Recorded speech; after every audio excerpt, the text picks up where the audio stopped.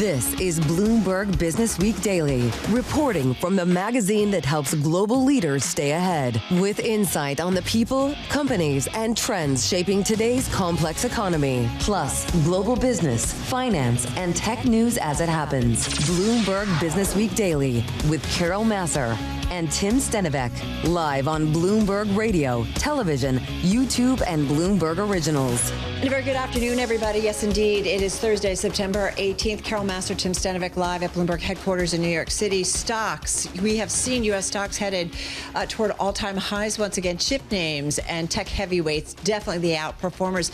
This as we continue to get some headlines from President Trump. He is on Air Force One, headed back to the United States. Yeah, just now, the president's saying that it is up to FCC Chair Brendan Carr if television licenses should be taken away, and calls Carr a great patriot. He spoke to reporters on Air Force One.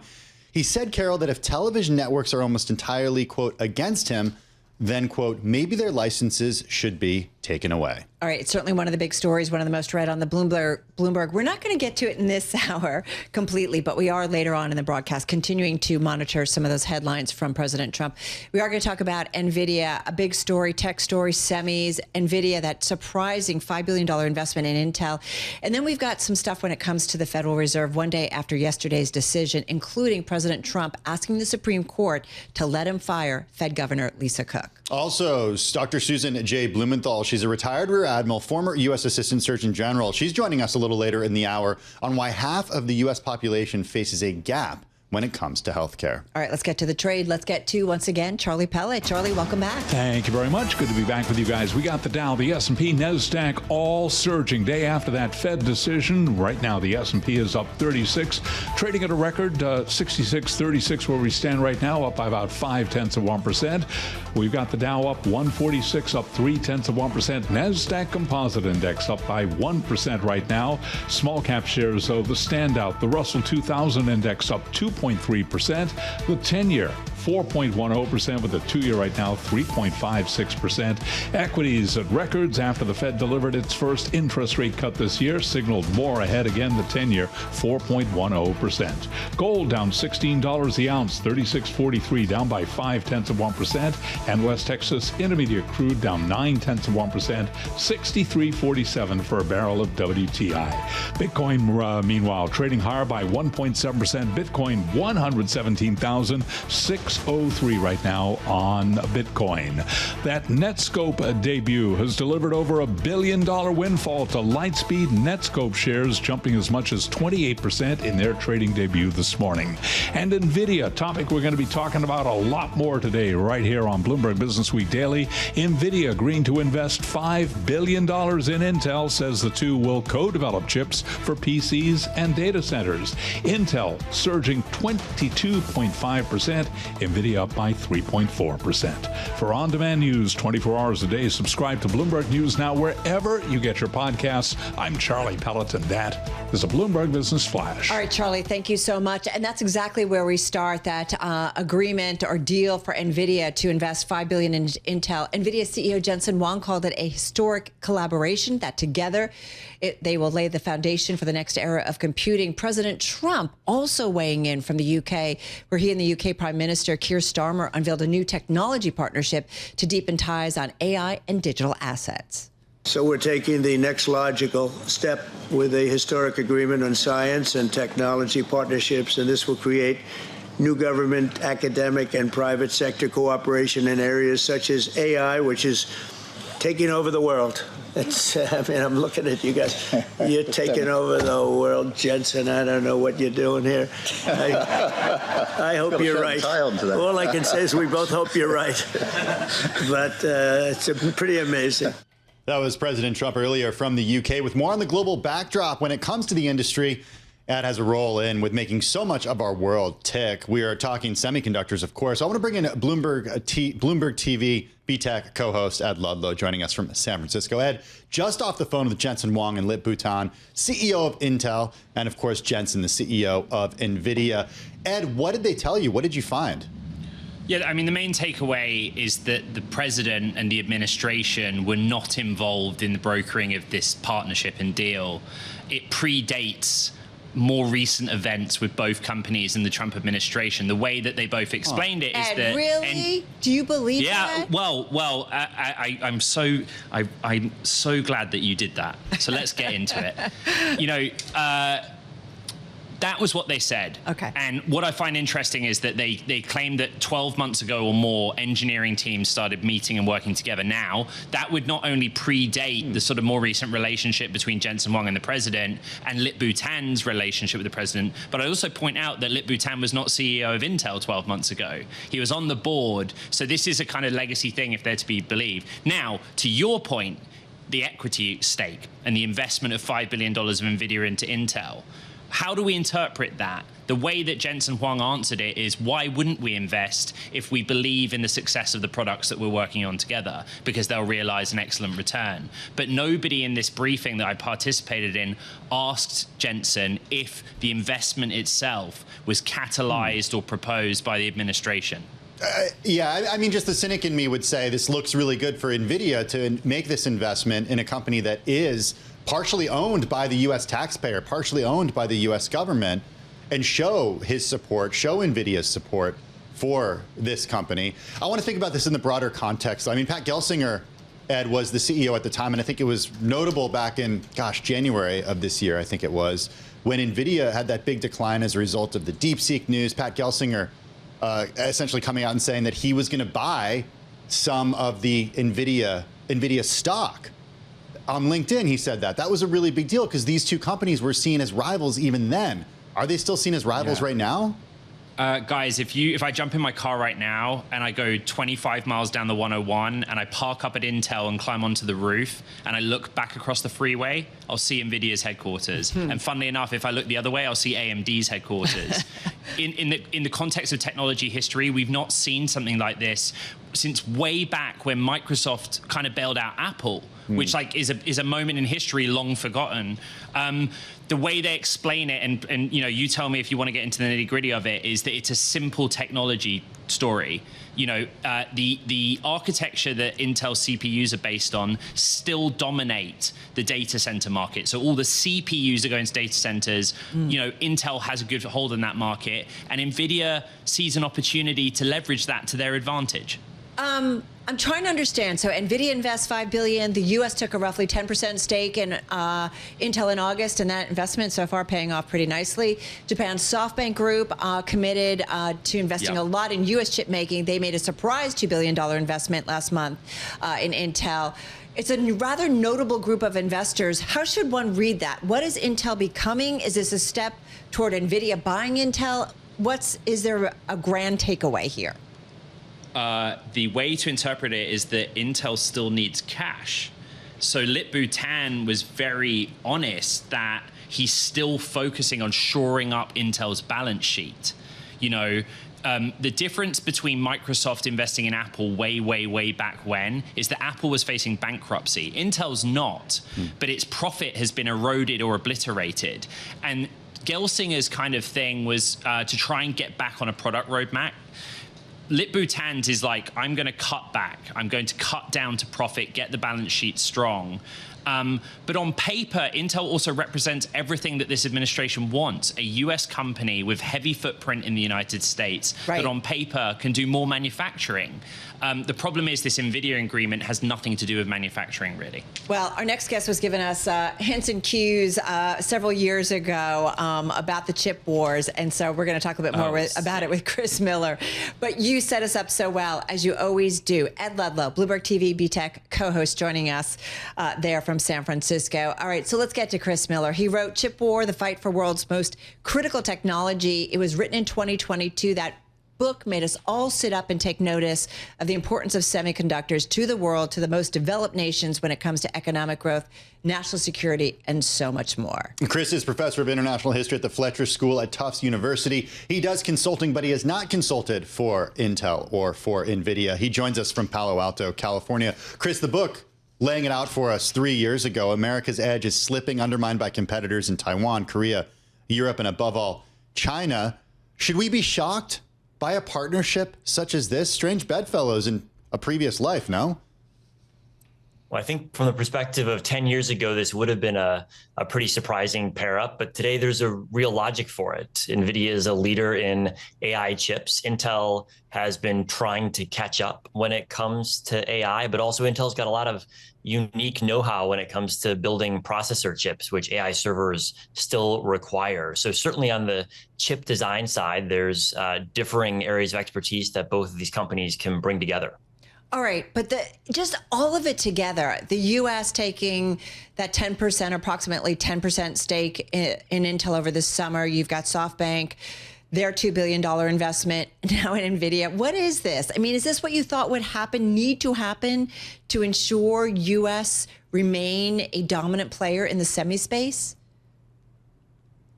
Well, I think we're going to need to wait and see what implication this announcement has, if any, for Intel's manufacturing business. I think there's no doubt that Intel's going to be an important chip designer in the future, perhaps smaller than it used to be, but they've got a unique position in the market on the chip design side. But from a national perspective, what really matters is Intel's manufacturing arm. And that's where Intel has really struggled the last couple of years to stay at the cutting edge technologically and also to win customers away from TSMC, the Taiwanese market rival. And today, Nvidia produces almost all of its most advanced chips with TSMC. Mm-hmm. There's been a big push from Washington to get companies like Nvidia to diversify their supply and to try to help Intel become a more successful manufacturer of chips for other companies. The announcement today doesn't really say anything about that, but I think a lot of people will ask whether this is a stepping stone for other U.S. companies, Nvidia or some of its peers, to bring more of their manufacturing business to Intel's manufacturing arm. So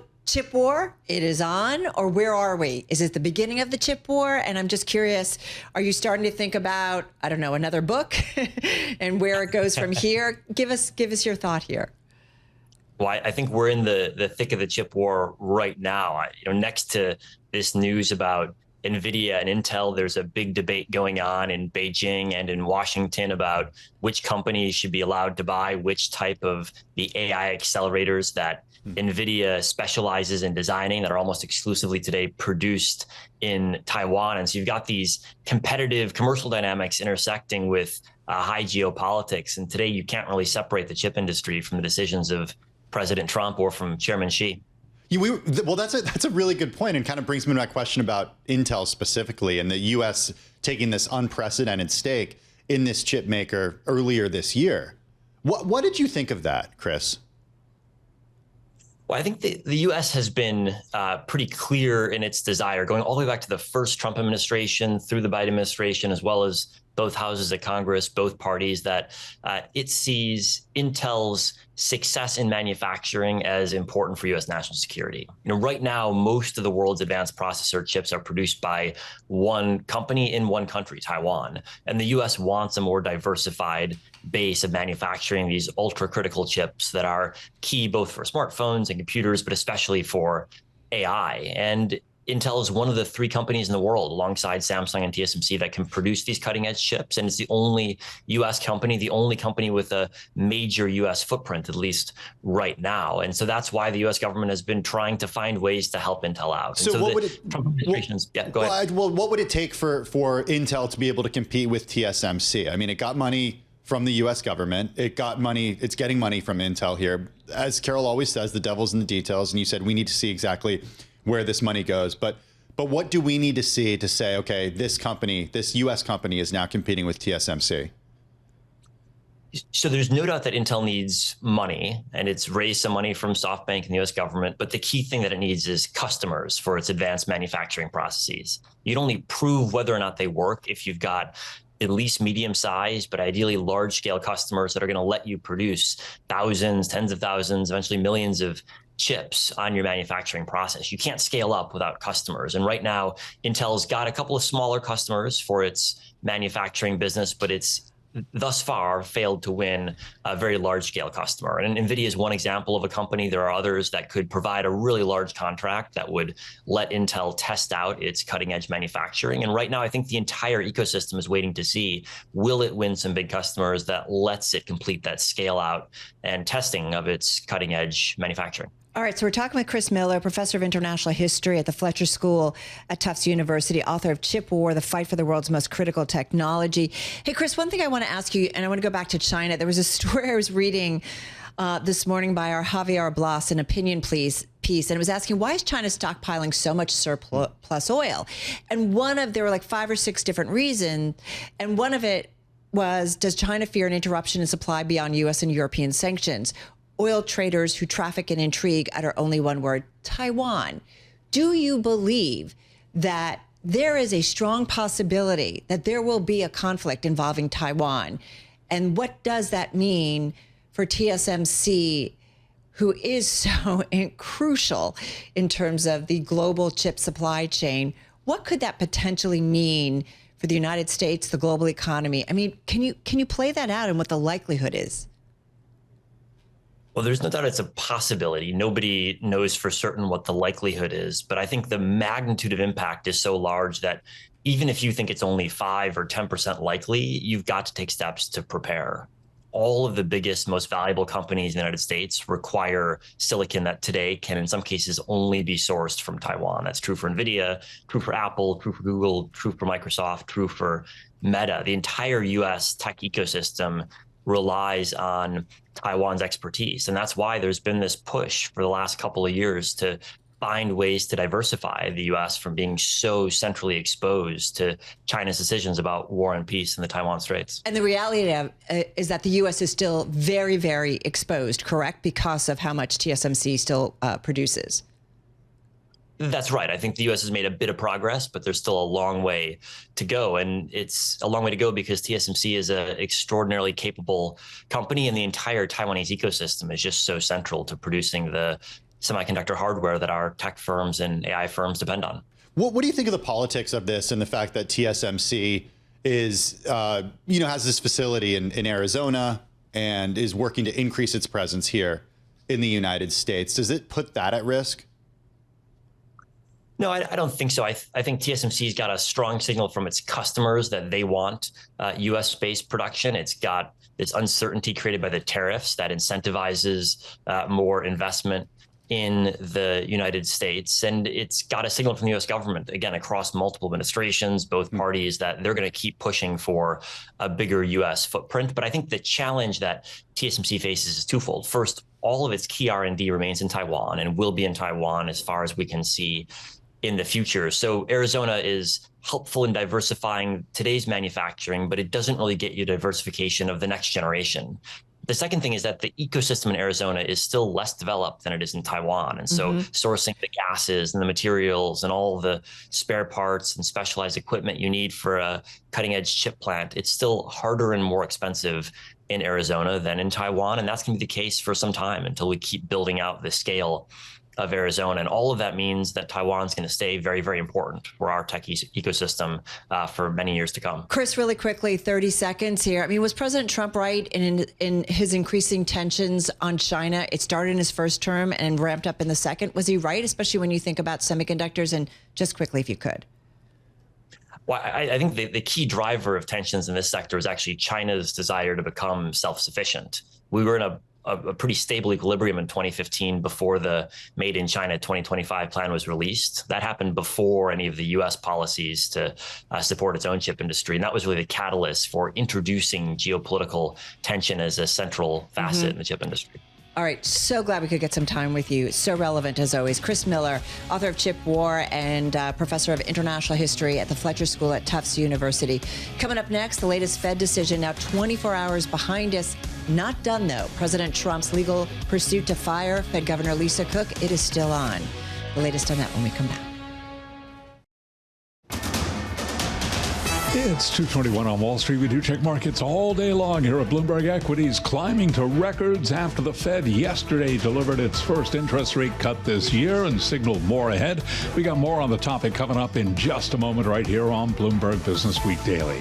Right now, the S&P 500 index is advancing by 35 points at 6636. That is a gain of 0.5%. Dow Industrials up 147, now up 0.3. Nasdaq higher by 220. 79 points. For the NASDAQ Composite Index, up 1%. The NASDAQ 100 Index, up 1.1%. The outperformer, though, small cap shares. The Russell 2000 Index up now by 2.3%.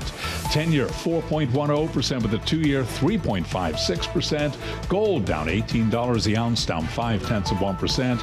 And West Texas Intermediate crude, 63.54 a barrel, down 0.8%. Bitcoin up 1.9%, 117,870 on Bitcoin.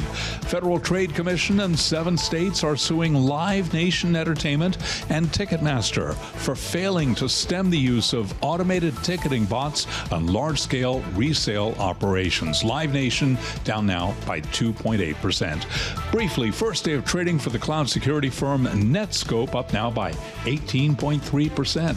For on-demand news 24 hours a day, subscribe to Bloomberg News Now wherever you get your podcasts. I'm Charlie Pellet. That is a Bloomberg Business Flash. All right, Charlie, thank you so much. So we had planned on talking about this morning's jobless claims and moves in the U.S. Treasury trade following yesterday's Fed decision. We will get to that.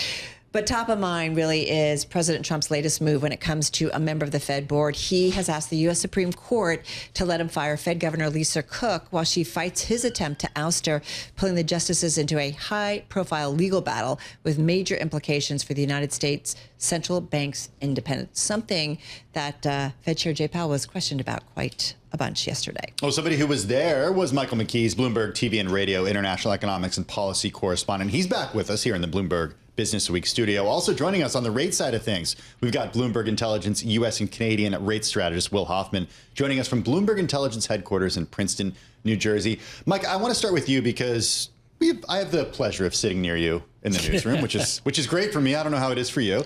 It's just fine. I ask you a lot of questions. When I can't find Tim, I turn around and he's like at Mike's desk. So there was a point this morning, earlier today, where you had a thick printout and you were going through legal document. Oh, I was reading the Trump administration filing with the Supreme Court. So what did you find in that filing? What's the case that they are laying out? There's nothing really new. Basically, they are refiling the same cases they filed in district court and then at the U.S. Appeals Court, arguing that the president has the unreviewable right to fire anybody for cause, and cause is whatever he deems it to be, which the district court judge rejected, but the appeals court didn't address that.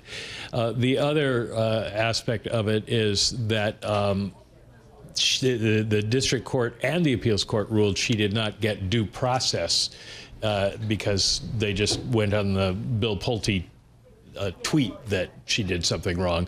And the administration argues that, well, he sent out a firing letter on Truth Social, and that should have been considered enough notice, and then she never called Trump up to complain.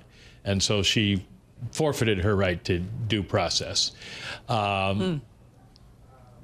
The question for the court will come down to not how silly did that all sound, but does a person in the office that she holds have a right to due process under the law?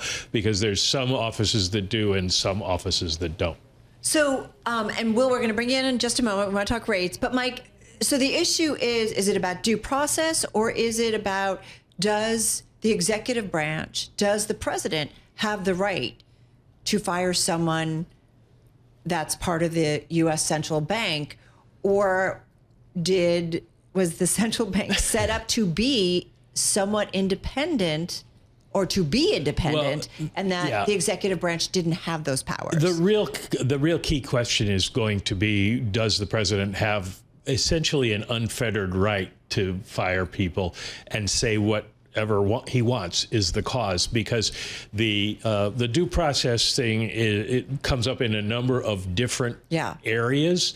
So that's something for the court to settle, but it's not the key question here for the Fed. The key question is, what is cause? Because the Federal Reserve Act says that governors serve 14 years unless otherwise removed for cause by the president.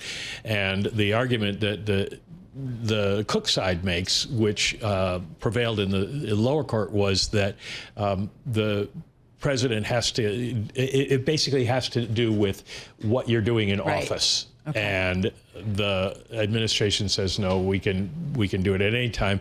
And then the argument that the Cook people made that the judge also kind of accepted is that if that were to be found the case, then the president could just make up something about anybody he wanted to get rid of, and they wouldn't have to prove it because it wouldn't be reviewable, and he could just fire everybody, which is the fear out there that if he really wanted to do this, he could start firing everybody at the Fed. Feels like it gets also to the rule of law and just, I don't know, some deeper stuff. It's a lot, and it's not done yet. Having said that, I'm not going to say it's confusing, but there's a lot there. But I will say that I feel like, I don't know if the dot plot was confusing, but there was a lot there too, and a lot of choices. Matt, come on in. Come on in. Will Hoffman, U.S. and Canadian rate strategist at Bloomberg Intelligence, is with us. Will, the rates market moved down right after the Fed decision, then it moved back up where it was pretty much before the decision. That was yesterday. Today, rates have moved up again. Shift in expectations about rate expectations this year and for next. Is there a smart takeaway from what's going on in the Treasury trade right now, in the U.S. rates trade? Absolutely. Thank you for having me, as always. So yesterday, I guess the best way to describe the press conference was volatile, which we saw kind of in front rate pricing. But the move today is pretty unsurprising, with yields selling off a little bit. A lot of the move has to do with what's going on across the pond over in Europe, with Bank of England decisions coming out this morning and some bear steepening in their bond curve as well. But given how far U.S. rates fell and how fast they fell, it's unsurprising that after we bounced off that 4% level that we probably took some profits and take our time to think about where we may head to next after the word insurance cut popped up after a terminal rate of 3%. I know we're talking about yesterday's Fed meeting, but I want to go back to what Mike was saying about this new filing from the Trump administration and its attempt to fire Lisa Cook, because it's all related here. And I'm wondering what the bond market reaction, Will, would be in your view. What's the Bloomberg intelligence view of what would happen if the Supreme Court came out and said, yes, the president can actually fire Lisa Cook? That's a great question. I think the current state of the headlines has not had a huge impact on short or long-term rates with relation to the Lisa Cook news. It's been in headlines for a long time, and it's a risk that we've had a decent amount of weeks to digest. But when the Supreme Court does finally come down and say, in this case, yes, at cause is a wider definition than expected, you're probably not going to see much of a, I'll say, sell-off in the front end. It's really going to be a 10, 20, 30-year space issue. We saw a flash of it right when, I'm not sure if anybody remembers amongst the flurry of headlines, but that one that we got of, I've drafted or someone said that there was a letter drafted to fire Powell, and the 2s30s bond curve did something called a twist steepener, which you usually don't see persist for very long, where 2-year yields rally and 30-year yields sell off. No one trades 2s30s necessarily because of the duration mismatch, but that's where you're going to see any behavior.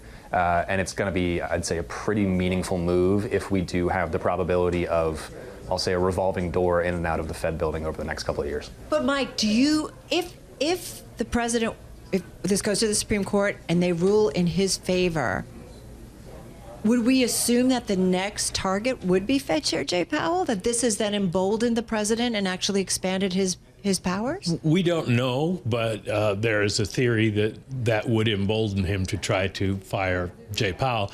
He could also go to try to replace others on the board. He wants a supposedly majority on the board to be able to block the Fed Bank presidents from being reappointed.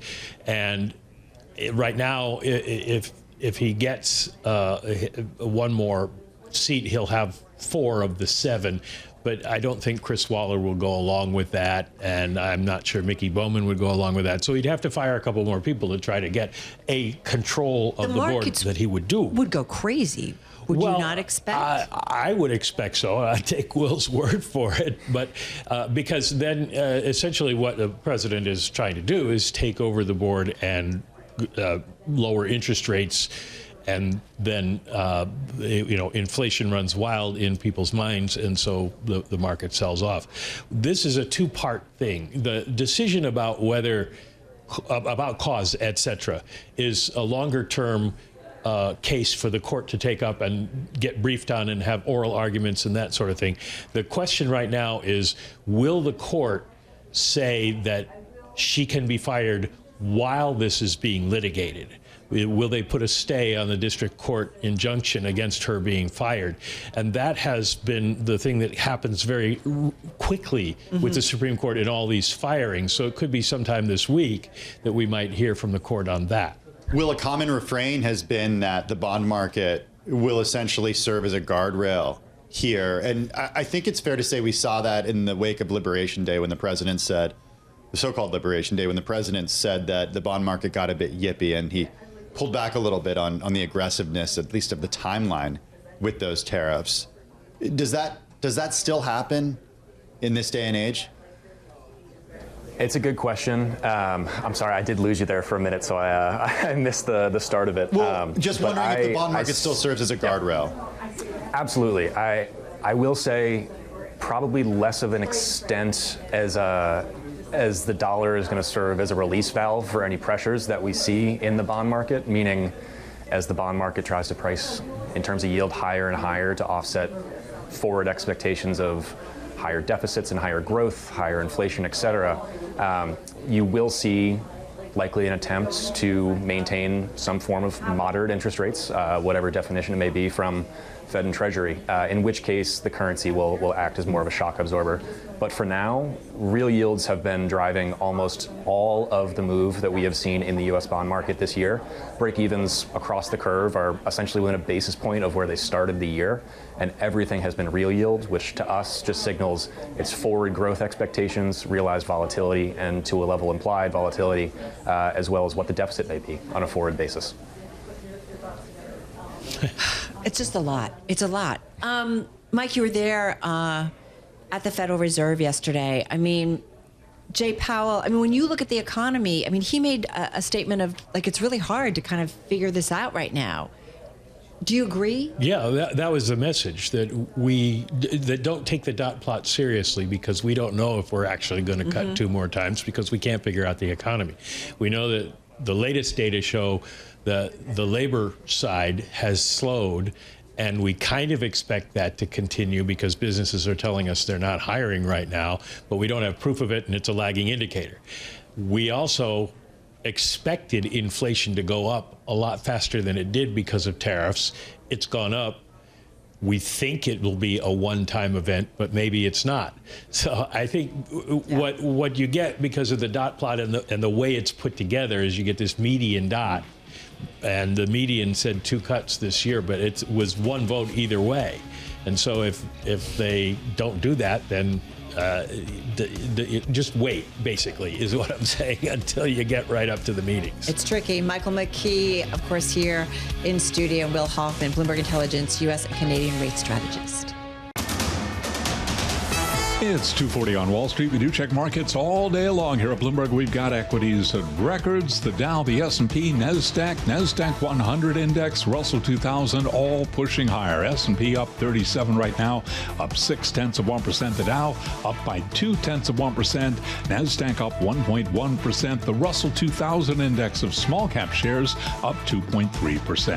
10-year 4.10% with spot gold currently yielding. The price is down 0.5%. An ounce of the precious metal now at $36.42, while West Texas Nvidia crude down 0.7%. WTI 63.62 a barrel.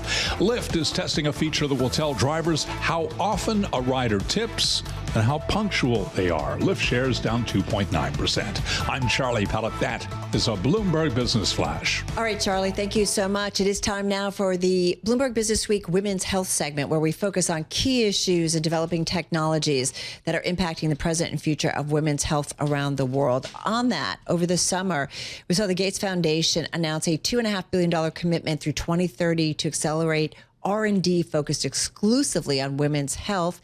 And then earlier this month, Melinda Gates announced a new partnership that will commit $100 million to accelerate women's health research. She's focusing on areas of women's health with the highest rates of mortality. That includes autoimmune disease, mental health, and cardiovascular health. So we've got a great guest to talk about all of this. We've got Dr. Susan J. Blumenthal joining us. She's retired Rear Admiral, former U.S. Assistant Surgeon General, and the first ever Deputy Assistant Secretary for Women's Health. She's also visiting professor with the MIT Media Lab. She joins us from Washington, D.C. this afternoon.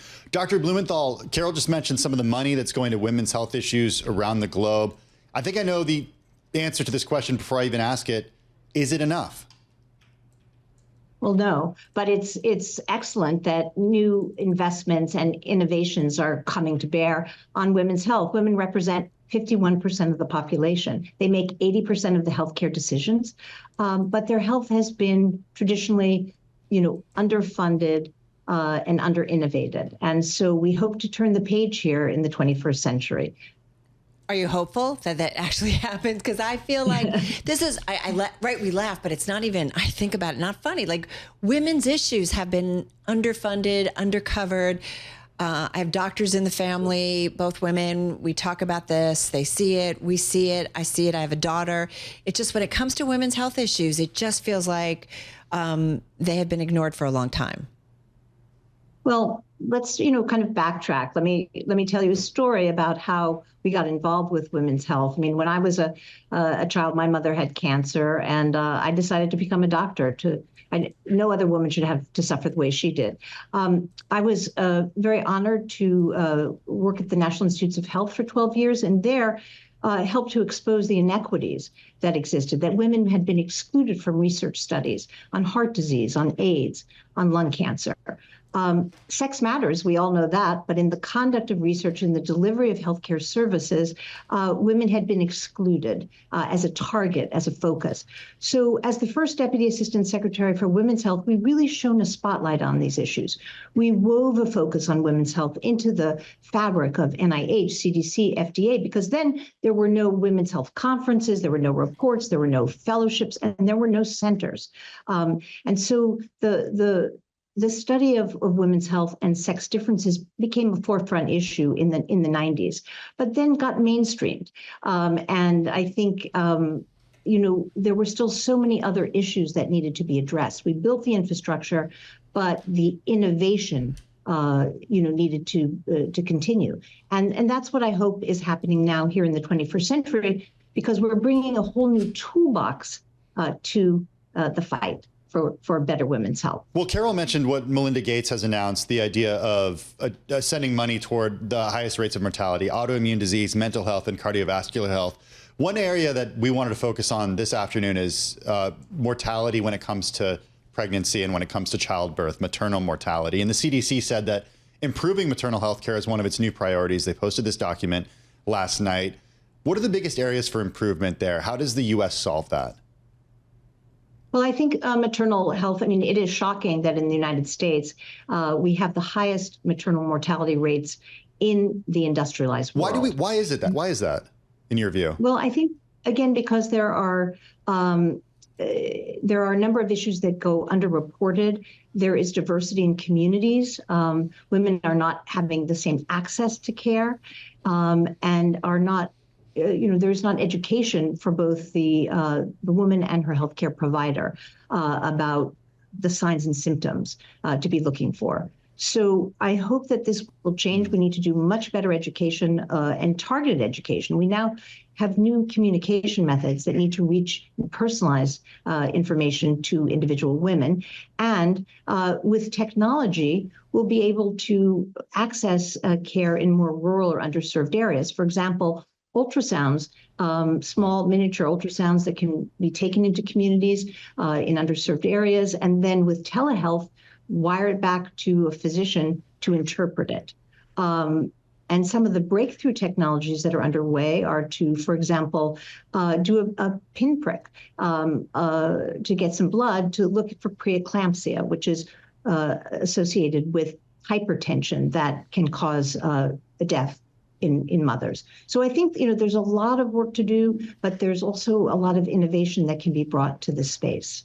Dr. Blumenthal, one thing I wanted to ask you, the CDC's vaccine meeting happening today and tomorrow. Just curious, one of the things that's being discussed is changing the hepatitis B vaccine recommendations for newborns and screening all women for hepatitis B. What do you think of this? I'm just curious about it. Well, I'm very concerned as a public health doctor. I think that, if you think about it, 150 years ago, average life expectancy was 38. We've doubled life expectancy in this century. In the year 1900, 18% of children died before their 5th birthday. Vaccines and other public health interventions were major contributors, were landmark contributors to this extended lifespan. A generation has grown up not seeing the devastation of polio, smallpox, diphtheria. And so disinformation is circulating. Hepatitis saves, vaccines have saved 20,000 babies. And so I think it's very, very irresponsible to be changing these guidelines when we know that vaccines save lives. What does this look like if the guidelines are changed? How does it manifest itself in public health? Do we see immediately a spike in things, in your view, that could be prevented through vaccines? Well, we've seen a spike in, for example, measles. We've seen some of the highest rates of measles that we've seen in decades. Measles can cause disability and can cause death. I think there have been 2 or 3 children that have already died. So I think in the past week. So yes, I mean, I think we will. And again, for measles, you need to have 95% of children vaccinated for herd immunity, so that you're protecting everyone in the community. Right now, there's been a study that showed that 1 out of 6 parents is questioning whether to follow the vaccination schedule. So again, disinformation is circulating, and people are getting very confused. If we don't have our major public health agencies consistent in their guidelines, then it's up to the states to create their own recommendations. For example, in my state of Massachusetts, our governor has said that anybody who wants a vaccine will be able to get it, and that insurance companies need to pay for those vaccines. Because again, under the Affordable Care Act, in the preventive services guidelines, vaccines were covered under your insurance as a free preventive service. This may change if the guidelines change. Means that vaccines will cost people money, and that will be an obstacle to getting you or your child vaccinated. Dr. Blumenthal, before you go, that's life-threatening. And very important. Before you go, we've just got 30 seconds. Your family involved in public service. Your husband's still in it. Senator Ed Markey, of course. You were in it for a long time. What do you hear, what it's like to be in public service now, considering some of the attacks that we've seen, it feels like, from various groups and entities? And just got about 20 seconds. Well, it's an honor to serve. And sadly, I think, it's a challenging time. But to be able to give back to your country is extremely meaningful. And just to end this with women's health, improving women's health means improving the health of families, of communities, and of countries. Got it. Thank you so much. You're listening to Bloomberg Businessweek Daily with Carol Massar and Tim Stenovec on Bloomberg Radio and Television. All right, everybody, we are coming up on the last hour of trading, almost there. You've got stocks. We've seen some gains across the board, still up about 41 on the S&P 500, 161 points higher on the Dow Jones Industrial Average, and we are definitely seeing outperformance with the big tech names. That index, NASDAQ 100, Tim, up 1.2%, a gain of about 284 points. I'm Tim Stenovec along with Carol Massar. Let's take a look at some stocks on the move today. With us now is Bloomberg News senior reporter and deputy team leader for U.S. equities, Jess Menton. Jess, I hope you're looking at Intel. Of course, the best performer I'm just making sure. in the S&P 500 and the NASDAQ 100. INTC is the ticker symbol. So up 23% at this point, so on pace for its best one-day percentage gain since October of 1987, so almost 4 decades ago here. And of course, for people who remember, Intel actually got kicked out of the Dow last November. And usually when that happens, it can be a little bit of a contrarian indicator for some traders if you think of when Exxon or GE got kicked out of the Dow.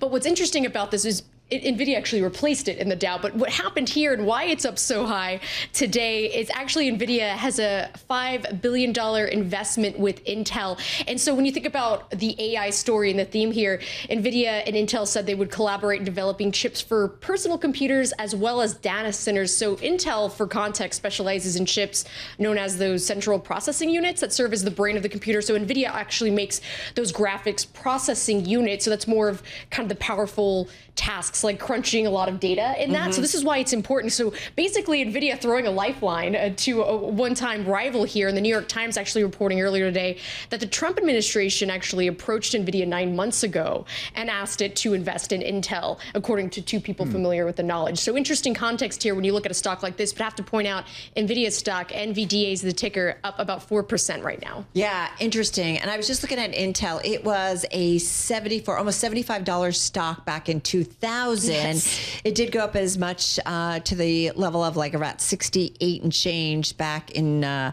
April of 2021. So it's still like half of that. It's true. And you have the Dow trading around records right now, but then also Intel since November 8th of last year, whenever it got kicked out officially and Nvidia got added, it actually is outperforming Nvidia as well as the Dow in that time span, up over 20%. Right? So some context there. All right. Darden Restaurants, ticker DRI. Now, looking at this stock down almost 7%, so on pace for its worst day since May of 2022. So this is a company that owns the parent company, so basically Olive Garden when it comes to those breadsticks, as well as Longhorn here. And formerly used to own Red Lobster, which I used to work at, but unfortunately Red Lobster has their own stuff. That was back in college, so many years ago. I thought you were going to say something about Longhorn because you're a Texan. No, surprise, actually. But they don't own that one anymore. Okay. Red Lobster has its own sort of bankruptcy issues that it was going through in recent years. But nonetheless, maybe a turnaround. Maybe right, a turnaround. That's true, but they're seeing some bright spots there with some of those endless shrimp specials that they tend to have in the fall, just for context in case people wanted to know. But besides all of that, so Darden actually, so I mentioned it's stock down around 7% on pace for its worst day since May of 2022, but its first quarter comparable sales, unfortunately, at its core restaurant brand, so the two I mentioned, Olive Garden as well as Longhorn, those disappointed, so those profit expectations, trailing Wall Street expectations for the quarter. So really, unfortunately, food inflation, still feeling a lot of that at those companies. If you look at the A&R function in the terminal, 20 buys, 12 holds, and 2 sells for Darden. All right, good to know, good to know. All right, Cracker Barrel. Yes, so this, of course, I think you were out a couple weeks ago, Carol, when Tim and I were actually chatting about this, but this was back in late... I thought you were going to say that you went to Cracker Barrel, had a bite to eat, hung out. Well, in late August, they actually wiped out nearly $100 million in value after that rebrand that was very controversial was announced. Looking at its stock now, the ticker CBRL down 7% on pace for its worst day since September 2nd from earlier this year. The stock actually had been down around 6% this year through Wednesday's close, obviously after that gyrations there, but unfortunately it has a weak forecast that's been pressuring that stock. So Cracker Barrel, unfortunately cracking under the pressure when it came to that controversy. What did they do? Did they get rid of the guy? It was the uncle, yes. Isn't he called the old timer? Uncle Herschel. Oh, yeah. Yes. They wanted to remove him. I thought he was called the old timer. So they got rid of him? And he had the overalls, and then they were just going to have it without it. And it really caused an uproar, unfortunately. Seriously, with all that's going on in the world? Right. And so critics were accusing the company of sort of erasing traditional elements that were tied to the brand. But unfortunately, when you look... Companies change brands all the time. Right, I know. And so they really kind of backed down for the pressure there after what it did to its stock. But so its revenue for fiscal 2026, which will run through next July, it's projected to be in the range of $3.35 billion to $3.45 billion.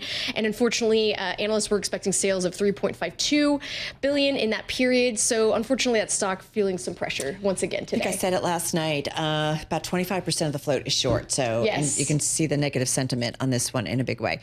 Jess, thank you, as always. Jess Menton. Check out our Stock Movers podcast, 5-minute episodes of the biggest winners and losers in the stock market. You can find it wherever you download your podcasts, Apple, Spotify, anywhere else.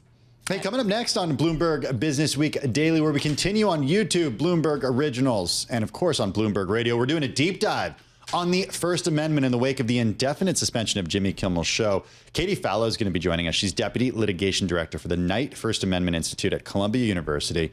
We're going to talk all about that and, of course, President Trump's comments that he made just in the last hour on Air Force One. It's a developing and ongoing story. Meta's new smart glasses. We're going to talk about that with Mark Gurman and also talk about foreign direct investment into Ireland, what they are seeing, what it says about the global economy. If you're watching on TV, the close is coming your way in just a moment. Tim and I continuing right here on Bloomberg Businessweek Daily.